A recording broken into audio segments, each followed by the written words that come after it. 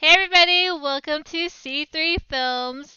This is It Wasn't That Good, and today we're going to be talking about Star Wars Episode 7 The Force Awakens. Spoiler alert, I am Cheryl, and this is. Chris. Yeah, let's get trashing. Talking. Let's go. So so. here's the thing. The movie actually starts off like I think it's okay. Like the movie is shot beautifully. Like J.J. Abrams knows how to like really compose a frame. Like this is a very pretty movie. Is that the only good thing you have to say? I mean, I have a little bit more of good things to say, but I don't think we have time for the good things because there's so many No, bad things. you know what? It's okay. Let's take it slow. What what what are your overall feelings about this movie? You and me are both Star Wars fans. You're hmm currently Did you beat Jedi Fallen Order yet? I I think you're currently did. playing it. I Okay. finished it. Yeah. Okay, and you're making your way through the Clone Wars series right now. You've seen episode 4, 5, 6, 1, 2, and 3, and then all of the sequel trilogy. Same with me, and only thing is add the addition of Rebels. I don't think you or me have read the books, but of the extended universe stuff. But the point is, we're both very much into Star Wars, right? Also adding, we saw Mandalorian, Rogue Mhm. One, and Han Solo or Solo. Um, Right. and have to say, like, all of them are better than the sequel trilogy. I know there's a lot of, like, things happening there because they had to switch directors and stuff like that, but if we're really just gonna talk about all three of them generally, total hmm mess. Like, they just kept getting worse and worse, and I think one of the hugest problems that they had that they didn't have to have was that they made Rey perfect. She has no flaws. And so you don't have a character arc and there's no development. That's a pretty big problem because there's no challenge there, and it's pretty consistent between all three movies. And yeah, I'm going to touch on one of my last notes right now. But when you defeat your biggest threat in the first movie, you either need to come up with a bigger threat in the next films, or that villain cannot be defeated. Because then what do you have to worry about? What's the challenge for how to make this character grow? And so when the movie ends and Rey has beaten Kylo Ren without any training, then why should we be afraid of him in the future when he comes across her again? There's no reason to Exactly. be afraid. I pretty So much thought he was a joke, really, yeah, because he had so much training and he just gets beat by this girl who thought that Luke Skywalker was a myth. a myth. A myth, which doesn't explain to me how, when she gets captured, she already knows how to use Je- not just knows how to use Jedi mind tricks, but that she Why would knows she that even it try? exists. Yeah. Yes, your notes and my notes are exactly the same because that's I had that down too.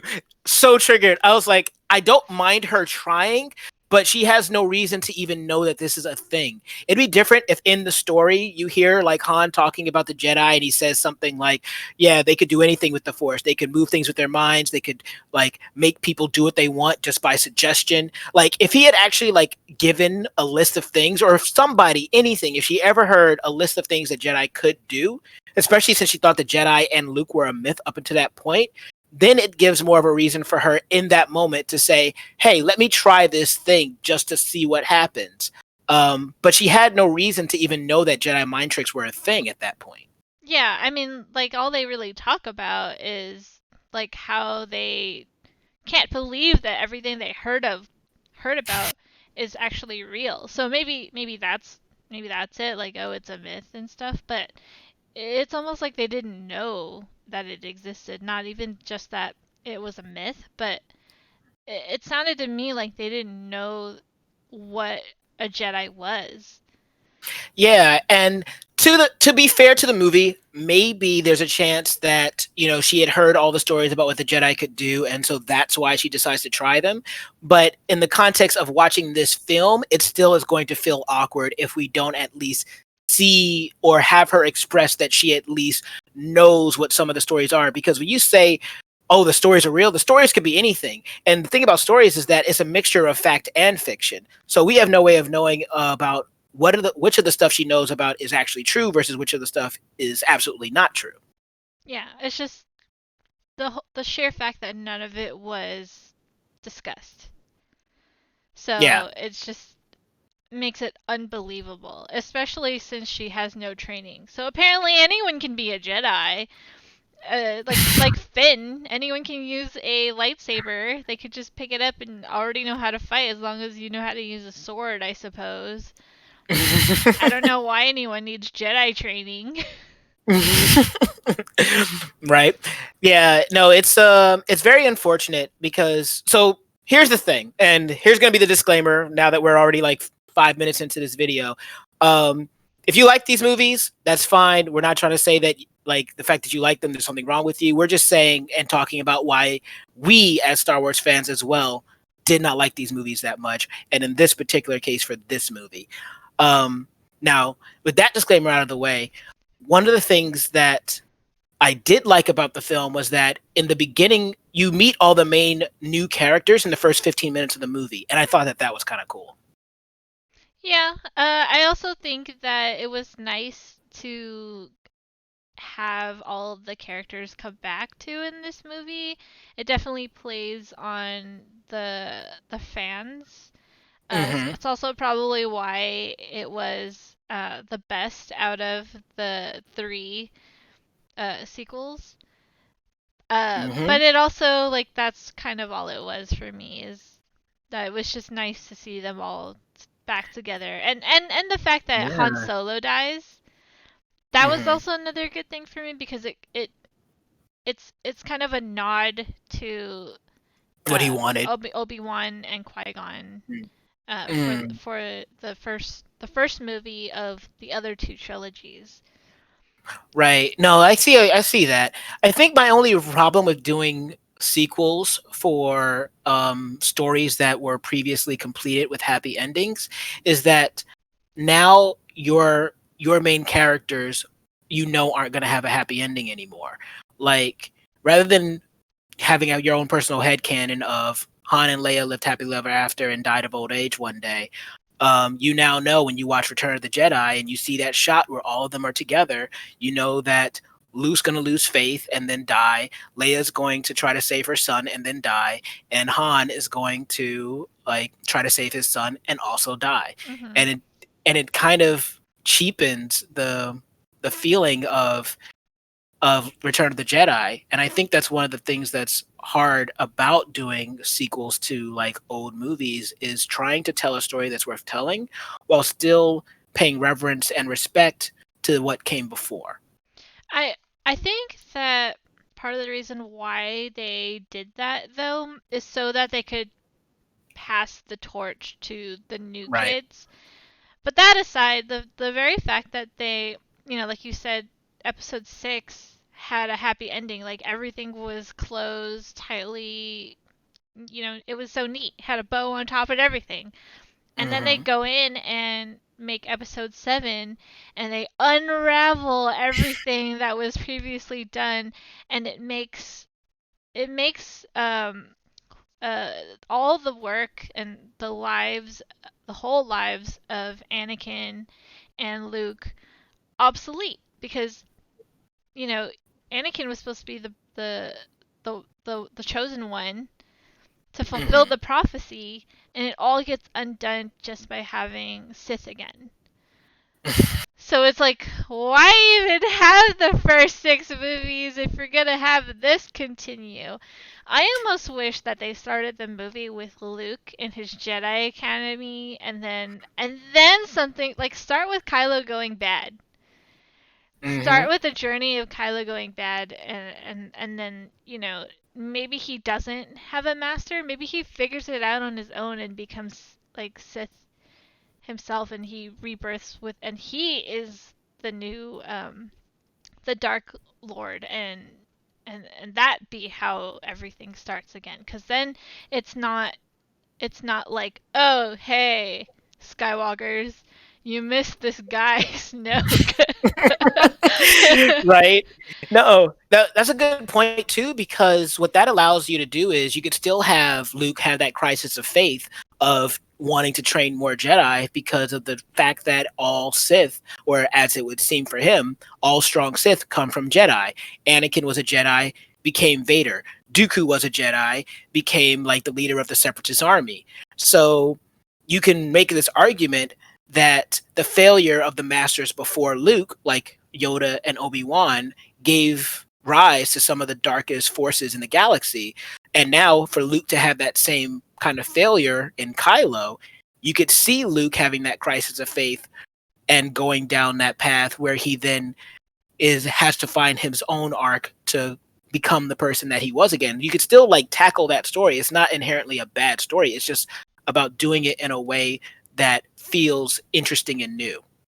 hmm I mean, I feel like the sequels were not made by true fans, not the way Mandalorian was done, because you could tell that Mm-hmm. like they really paid attention to the lore of it, of Right. the Star Wars universe. And so there's there's hardly anything in Mandalorian that is out of place, and there's a lot more story, like in terms of screen time in Mandalorian, and all of it is acceptable. Mm-hmm. But in the trilogy, the sequel trilogy, there's so many things where like, well, this doesn't make sense and this doesn't make sense and that's not how it works. And if you're a true fan, you're gonna be really upset when you watch it. If you're not really a fan, you'll think it's a good movie because it, coming or looking at it from a not Star Wars fan, it's pretty Mm-hmm. cool. Like it makes sense in it of itself, but Yeah. as a fan, there's so many questions. There's so many like that's not how it works.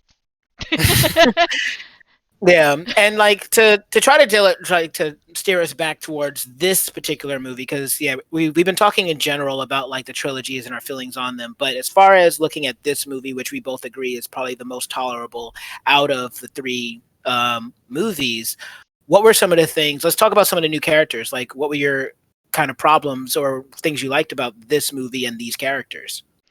I liked the diversity. Hmm. That was new. That was a breath of fresh air. I like that Rey is a strong female character. She just didn't have flaws, so it just didn't work out for me in that way. But Yeah. I guess the other thing that comes later, which is actually a letdown in the other movies, is it, they have a thing between Finn and Rey where you think that it's gonna lead to somewhere, but it doesn't. Um, Not only that, it also seemed to hint that Finn would also lead the life of a Jedi, but he doesn't. So there's a lot of that, but I think that part of that has to do with logistics on the filmmaking side of it, with the writers changing and such. Yeah, because then it also doesn't make sense that Ray, because they then start to switch, they pivot Ray towards being more with Kylo Ren, which also doesn't feel right, considering that just at least in the context of the timeline of this film, just like a a day or a couple of days or a couple of weeks before, Ray saw Kylo murder his own father, so she has no real reason to like become attached to him.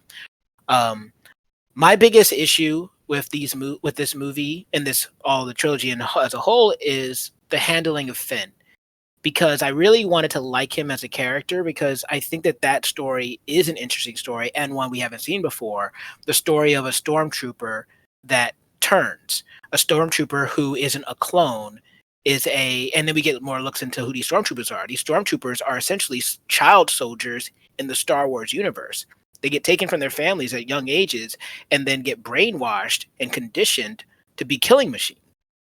So all of a sudden, like, I have no problem with Finn like realizing that he doesn't want to do this and trying to escape, but how his character is handled after that is what bothers me, because now knowing that he's free and knowing everything that all the other stormtroopers go through, he would have a lot more of a different opinion about killing stormtroopers than anybody else in that universe would. Because for everybody else, they're just stormtroopers, they're bad guys, just kill them. For Finn, these are his friends, and he also knows what they've gone through, and he was there. So the fact that he doesn't even hesitate when it comes to killing stormtroopers to escape bothers me. Like, them or him, fine. He's got to live. He's going to do what he's got to do. But he immediately jumps in a ship and starts killing them without any problem, despite knowing everything that they all go through, because he went through it too. You know what I mean? Yeah, he definitely seemed to be very selfish throughout the film, except for when it comes to Rey. Like she seemed to be the motivator for him to do good, which Mm-hmm. I guess I didn't really like. Although the thing I did like about him was that he was very funny. His character was funny. It Yeah. So it if I can quickly yeah. touch on Go that, ahead. that's actually something that bothered me too, because I remember when the movie first came out and people were talking about, oh, we love Ray, oh, we love to see these other characters and Poe this and blah blah, and I'd say, well, what did you guys like about Finn? And everyone would always say, oh, he was funny, and it's like, okay, so now here's this character. I'm glad that this brown character in this film can make you laugh.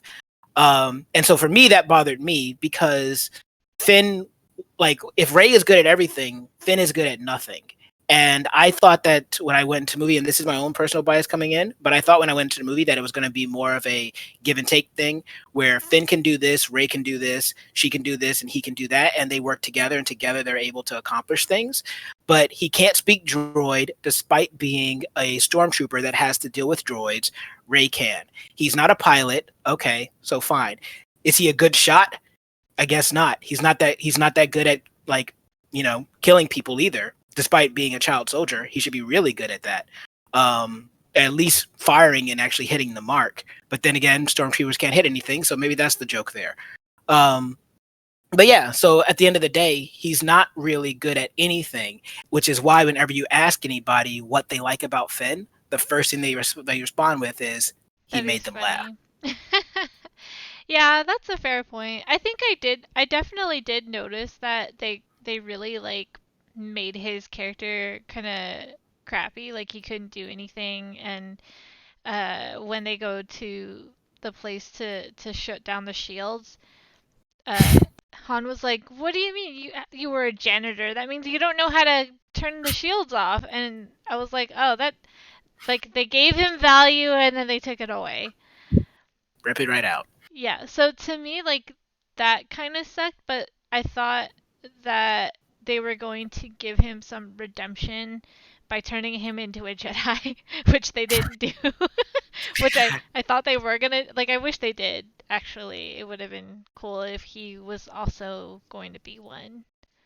Yeah, and it would have been different because we normally get like the one Jedi in these stories, like Luke in the previous one, but we don't get like the two Jedi's at the same time learning together.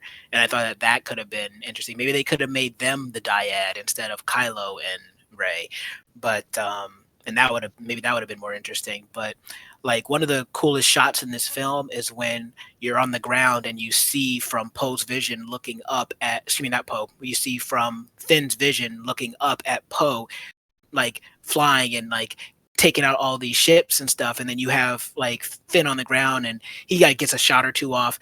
That was one of those scenes where I was like, this is a really cool shot. It's probably the coolest shot in the movie for me, but I would have loved it even more if it was kind of like this dual thing of you see Finn on the ground, expert shot taking out stormtroopers, while you see Poe in the air, expert pilot taking out TIE fighters, and you're like seeing the two of them doing this at the same time, playing even more on this tag team friendship dynamic that the two of them, in the chemistry that these two had, even though they're not really in the same place, they're still kind of together fighting with each other. I was like, missed opportunity kind of bugs me. Not a big deal, but I noticed. Not a big deal. Only it was a big deal. I mean, clearly there's a lot of things that they could have done better for the characters and the story. Like in general, I when I first watched it, I didn't like it. I really feel Mm. like the only thing good that they had was just getting the band back together, but only for the sake of us getting to see them together again. But like you said, it sucked because now they have no happy ending. Yeah, and I think the other thing that bothered me is the fact that I think I could have been okay with Han dying if I didn't immediately realize that it meant that Han, Leia, and Luke were not going to be on screen together for the rest of this trilogy. And they hadn't been on screen together up until this point. And these are the main characters from our original trilogy, and they don't have a single scene together in this new story. And that feels weird. Yeah, I also didn't like that Luke. It's not like Luke to run away. That That's too. that's not a Luke thing. So to not have him in the movie at all until the very end really sucked. And that also took away the opportunity for the three of them to be together again. And Chewie. And Chewie, yeah. And when at the end of the movie, when I mean, we everyone knows about the whole thing with Leia hugging Ray and like Ray walking right by by Chewie. Chewie. Yeah, like, but the other thing that I thought about when I saw this movie is that Leia just found out where her brother is. I don't care if she's a general. Why wouldn't she go with Ray to see her brother, Mhm. especially after Leia just lost Han? Yep. And it's like they had to do the cool shot at the end with Ray handling the lightsaber, but I'm just like logistically and character wise, there is no way that this woman does not go and see her brother after this devastating loss and go with Chewie. And after her brother's been missing. Yeah. The whole other thing that I thought was weird about that whole concept, which I guess like kind of makes sense, but just the concept of having pieces of a map that shows where he is, like, I Hmm. mean, and then they explain it away by saying like they haven't, it's in an area that is not mapped yet. Then where the Yeah. map come from? And how are you supposed to find it? And I well, that was the thing that also got me was that so Luke left to hide and or whatever, but he still left a map on where to find him. he Why had not to, just tell people where he is? yeah, and then he had to go to a place where like so far away that is not even on the map. The map. Yeah. No, so yeah, all that felt very very awkward. And that's the thing, like with this movie, I was mixed when I saw it because for every moment like you were talking about where you see the band getting back together and you see, these characters that you know and you love and there's some cool moments. I feel like immediately following that is another moment that frustrates me. And not to beat a dead horse when it comes to Finn, but I'm sorry, I didn't react too well when Finn looked at BB-8 and said, "Droid, please." I was like, "Oh God, of course. Why, guys? Why did you write that line of dialogue? You just couldn't help yourself, could you?" Yeah, there's a lot of problems. I think you and I both have a lot more to say about why we didn't like this movie, but we're out of time now. Is there anything else like really big that you want to get out there? No, we talked about basically everything. Those are all the big points. I think the last major thing that I would add is just that I don't think Kylo Ren started off strong and then just fizzled out by the end of the movie to the point that when I'm thinking about the next couple of movies, I'm not thinking about how are they going to beat this imposing villain. Yeah, I think for me it was as soon as he took the mask off is that's when I was like, "Oh, put it back on. You were much more intimidating when you were wearing the mask." Agreed. Absolutely agreed. But yeah, that's it for me. All right. Well, okay, so Uh oh. let us know what you all thought, because I think we're done here. Sorry if you like the movie, but obviously we didn't really. If you didn't like it, tell us why. If you did like it, really, please tell us why you liked the movie. Uh, Otherwise, thanks for tuning in. Please subscribe, follow us on Twitch, like us everywhere on the socials, and I have been Cheryl. This has been Chris, and we'll see you guys next time. all Later. right.